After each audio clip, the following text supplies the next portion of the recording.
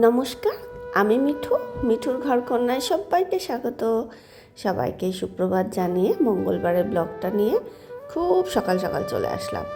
উঠেই দেখো বাসি দরজাটায় জল দিয়ে দিলাম।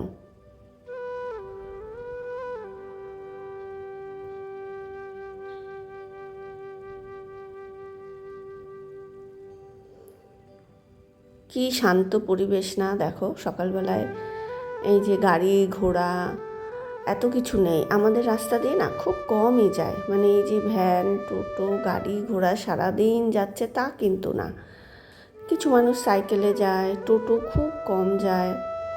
এরপর চা করে নিয়ে এই জানলাটা একটু খুলে দিলাম, ওর বাবাও চলে এসেছিল। এই দেখো কি সুন্দর হাওয়া আসে, কিন্তু ওর বাবা খুব একটা খুলতে দেয় না রাস্তার ধারে বলে। তা আমি দেখো কি সুন্দর হাওয়া আসছে, অল্প একটু খুলে দিলাম, দিয়ে আমরা চাটা খেয়ে নিলাম। তার আগে আমি ফুল তুলে রেখে মালা গেঁথে নিয়েছি, ব্যায়াম করে নিয়েছি। বলি না, এখন তো খুব সকাল সকাল উঠে যায়, আমার অনেকগুলো কাজ করা হয়ে যায় চা খাওয়ার আগে। এই ঘরে এসে ভেন্ডিটাকে ধুয়ে নিলাম। আচ্ছা, আলু ভাজা করে দেবো ছেলেকে, যেহেতু নিরামিষ আজকে মঙ্গলবার। আর ভেন্ডি আলুটা একটু ওই তরকারি মতন করব, রুটি দিয়ে খেয়ে যাবে। আর আজকের থেকে ছেলের স্কুল খুলে গেল, এবার বাবার অফিস আছে, ছেলের স্কুল আছে। আটাটাকেও মেখে রেখে দিলাম। তারপর ভেন্ডি আলুটাকে ভেজে জল দিয়ে দিলাম। লাস্টে একটুখানি 2-1 দানা চিনি দেবো, সামান্য 2-1 দানা দিতে হয়। আর একটা ভাজা মশলা করে রাখি, সেই ভাজা মশলাটা দেবো, ব্যাস আর কিচ্ছু না। এরপর ডান দিকের ওভেনে তরকারিটা দিয়ে বাঁ দিকে রুটিটা করে নিচ্ছি। আগে ওর বাবাকে দিয়ে দিয়ে ওর বাবা আগে বেরোবে, ছেলের গাড়ি আসবে 9:30টায়। স্কুল ছুটির আগে, সামার ভ্যাকেশনের আগে আমাকে ওর গাড়ির জন্যে চিন্তা করতে হচ্ছিল। কেন বলো তো, ওদের তো ডিসেম্বরেই ক্লাস হয়ে ছুটি পড়ে গেছিলো বাড়িতে পড়াশোনার জন্যে। এবার সবাই কী করেছিল, গাড়িটা ছেড়ে দিয়েছিল। আর আমি না গাড়িটাকে বোকার মতন আমি টাকা দিয়ে গেছি। বোকা বলবো না ঠিক, এটা আমার বিবেকে বাধে। এবার যে কারণে ওদের তো এখন স্কুলটা 9:50-এ রিপোর্টিং হয়ে গেছে, ওই গাড়ি আর দিতে পারছিল না যাওয়ার সময়, আসার সময় আনছিল। তারপর দেখো ওর বাবা খেয়ে দিয়ে অফিস চলে গেল। আর এই যে আজকে মঙ্গলবার, শনিবার হলেই না জবা গাছটায় বেশি মনে পড়ে যে কবে একটু ফুল দেবে, একটু লাল জবা লাগে শনিবার মঙ্গলবার। এবার মঙ্গলবার শনিবার আসলে গাছটার কথা মনে পড়ে। তারপর ছেলেও খেয়ে দিয়ে নিয়ে ওর গাড়ি চলে আসলো। মানে এখন আর গাড়ির অসুবিধা হবে না। কেন বলো তো, মানে যেই ছুটি পড়ে গেছিলো সব গার্জিয়ানরা ছাড়িয়ে দিয়েছিল। আর আমি কিন্তু, ওর স্কুল হতো না, কিন্তু আমি ওকে প্রত্যেক মাসে ডেকে ডেকে টাকা দিতাম। মানে সেই ডিসেম্বর থেকে মানে 12 মাসেরটা 13 মাসে দিতে হয়, যেহেতু বোনাস দিয়ে ওদের 13 মাস দিতে হয়। সেই ক্লাস 1 থেকে আমি 13 মাস দিয়ে যাচ্ছি, করোনাতেও দিয়েছি।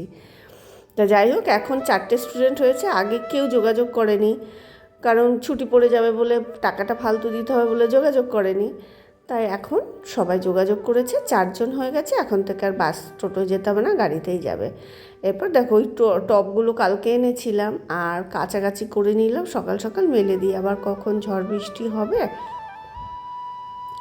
তারপর যে দুটো ইনডোর প্ল্যান্ট এনেছিলাম না রবিবার দিনকে, তোমাদের তো দেখিয়েছি আগের ভিডিওতে, এবার তার জন্যে এই ছোট টব দুটো কালকে এনেছিলাম। টব দুটো কি সুন্দর না, আমার খুব পছন্দ হয়েছে। আর হচ্ছে এই টব দুটোকে আজকে একটুখানি রং করব। আজকে হয়তো পারবো না, যা গরম পড়েছে একদিনে সব কাজ পারবো না। ওই কাকু বললেন যে তুমি এটাকে শিরিষ কাগজ দিয়ে খুব ভালো করে ঘষে ধুয়ে নেবে। ওই কাকিমাও বললেন আর কি, ভালো করে ঘষবে, তারপর ধুয়ে তারপরে রংটা করবে, রংটা থাকবে। আমি বললাম ঠিক আছে। আর টেরাকোটার এই শেপেরই, জানো তো, একটু সামান্য শেপটা আলাদা, এই সাইজেরই টেরাকোটারগুলো 150 টাকায় বিক্রি হচ্ছিল। আর এই দেখো ইনডোর প্ল্যান্টগুলো থেকে না সাইড থেকে ছোট ছোট চারা গাছ বেরোচ্ছে। তো এগুলোকে এখন আপাতত টবেই বসিয়ে রাখবো। আর এর নিচে একটু প্লেট বা থালা দিলে ভালো হয়। আবার মাটির থালা আছে ছোট ছোট, আমি রান্নার ভিডিওর জন্য কিনেছিলাম, সে ছাতা তো উঠেই গেছে, রান্নার ভিডিও আর নেই।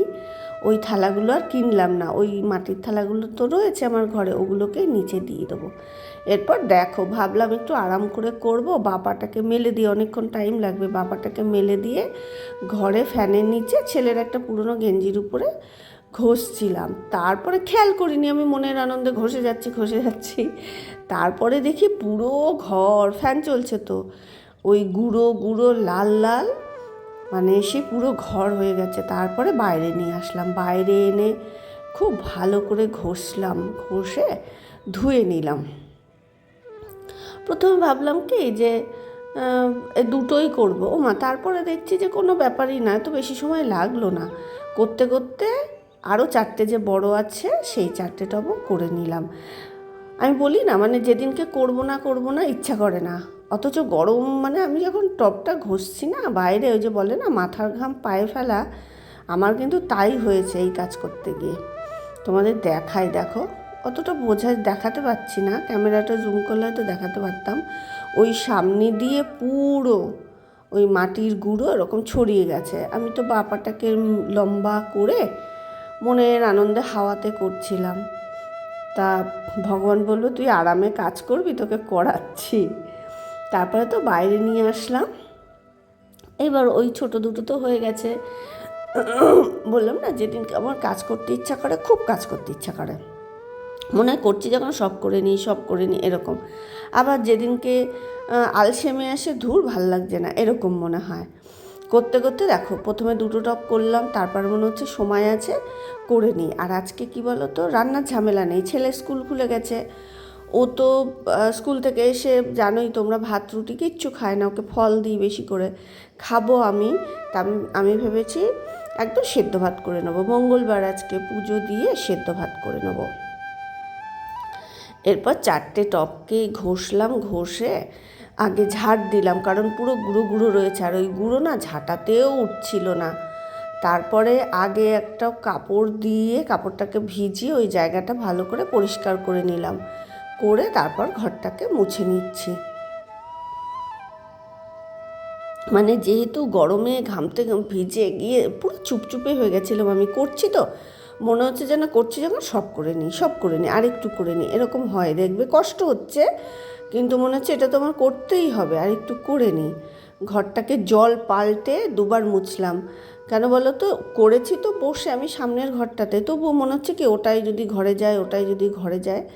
জল পাল্টে 2বার মুছে নিলাম। এরপর বাইরের জায়গাটা তো সেই ইটের গুঁড়ো রয়েছে, আমি জল ঢেলে ভালো করে ধুয়ে দিচ্ছি, নাহলে না এটা আবার লাল লাল থেকে যাবে। আর ঝাড়টাটা দিলাম না, বাইরে জল দিয়ে ঢাললেই আর কি চলে যাবে। দেখো কতটা গোলা বেরোচ্ছে, যে টবগুলোকে ঘষেছি সেই মাটির গুঁড়ো আর কি।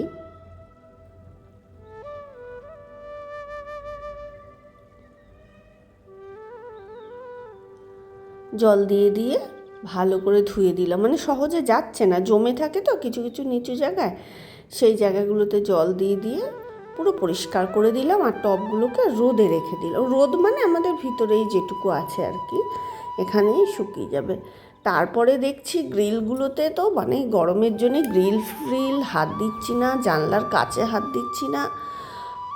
এবার দেখো গ্রিলগুলোকে একটু দেখায়, যেটা আমাদের ওই ফ্ল্যাটেও আছে, কিন্তু এই ফ্ল্যাটটা যেহেতু মুছছি বলে আমি দেখাচ্ছি। দেখো পুরো এক পরত ধুলো পড়ে গেছে। তা ভাবলাম যেহেতু রান্না নেই, সত্যি কথা রান্নার ঝামেলাটা কিন্তু অনেকটা, রান্না করতে ভালো লাগে কিন্তু যেদিনকে না থাকে সেদিন আবার অন্য কাজগুলো করার বেশি এনার্জি পায় আর কি। এবার আমি তাহলে করেই নিই, কারণ করছি যখন করেই নিই। এইভাবে জানলাটাও পরিষ্কার করে নিলাম। আর এই ঘরে না জানলা কম, এই বারান্দার এই পাশটা লম্বা মতন, ওই পাশটা ছোট্ট মতন, আর 2টো জানলা। আমার নতুন ফ্ল্যাটের হচ্ছে জানলা কম, ওই জন্যে খুব একটা অসুবিধা হয় না। আমাদের পুরনো ফ্ল্যাটে অনেক জানলা। এবার করতেই না, পরিষ্কার করতে এক ফাঁকে আমি গোবিন্দভোগ চাল দিয়ে ডালটাকে ভাজিও নি, বিশ্বাস করো ডালটাকে ভাজিও নি, একটুখানি এই জল দিয়ে নুন দিয়ে বসিয়ে দিয়েছিলাম একটা আলু কেটে। আর তারপরে যখন হয়ে গেছে বেশ খানিকটা ঘি দিয়ে দিয়েছি, না খিচুড়ি ওই সেদ্ধ ভাত বলতে পারো। এবার বেশি করা হয়ে গেছে আমার, না মানে এই যে ডাল সেদ্ধ এরকম সেদ্ধ ভাত, ভাতে চাল সবসময় হাতে বেশি ওঠে। এবার ওটা ঠান্ডা হয়ে গেলে আর রাতে কেউ খেতে চাইবে বলো তো? আর রাতে করব আলু পটল সয়াবিন দিয়ে নিরামিষ তরকারি, রুটি করতে হবে যেহেতু ছেলে খাবে না। এবার দেখা যাক, এই ভাতটা তো অনেকটা বেশি করে ফেললাম, এটাকেই যদি ছেলেকে দিই খেতে পারে, কারণ দিনে তো অন্তত একবার ভাত খাওয়া উচিত। আমার ছেলে সারা দিন রুটি খেতে পারে, তুমি যদি সারা বছর দাও না, সারা বছর 3 বেলা রুটি খেতে পারবে, ওর কিচ্ছু যায় আসে না। তারপর সকালে তো মালা গেঁথে নিয়েছিলাম, আর মঙ্গলবার আজকে ওর বাবাকে বলেছিলাম সকালে চান করার পরে যে একটু ছোলা ভিজিয়ে দাও, তো ওর বাবা ছোলা ভিজিয়ে দিয়েছিল। তারপর একটা চেলি কাপড় ভিজিয়ে গঙ্গা জল দিয়ে, তারপর চন্দন আগুরো গোলাপ জল দিয়ে মুছিয়ে দিলাম। তারপর বুকে তুলসী পাতা দিলাম, দিয়ে সব ঠাকুরকে মালা পরিয়ে দিয়ে পুজোটা দিয়ে নিচ্ছি। আর ঠাকুরকে তো আগেই গোলাপ জল স্প্রে করে আমি নিজের গায়েও স্প্রে করেছি। এবার দেখো, রোজ তো সব কিছু দেখাতে পারি না, রোজ সব কিছু দেখালে না কী হয় বলো তো, ভিডিওটা অনেক বড় হয়ে যাবে। তাও চেষ্টা করি একটু ছোট ভিডিও করার, তবু 2-1 দিন একটু বড় হয়ে যায়। তারপর যেমন করে রোজ পুজো করি, মালা দিয়ে ঠাকুরকে তেমনভাবেই পুজো করলাম। আর এই যে তুলসী দল রামচন্দ্রের উদ্দেশ্যে শ্রীরাম বজরংবলীর বুকেই দিয়ে দিলাম, দিয়ে পুজোটা করে নিলাম। তাহলে আজকের মতো ভিডিওটা এখানেই শেষ করছি। কেমন লাগলো প্লিজ একটু কমেন্ট করে জানিও। ভালো লাগলে ভিডিওটা লাইক করে আমার চ্যানেলটা সাবস্ক্রাইব করে দিও। যারা সাবস্ক্রাইব করছো, লাইক করছো, কমেন্ট করছো, সবাইকে অসংখ্য ধন্যবাদ। সবাই খুব ভালো থেকো, সুস্থ থেকো, টাটা।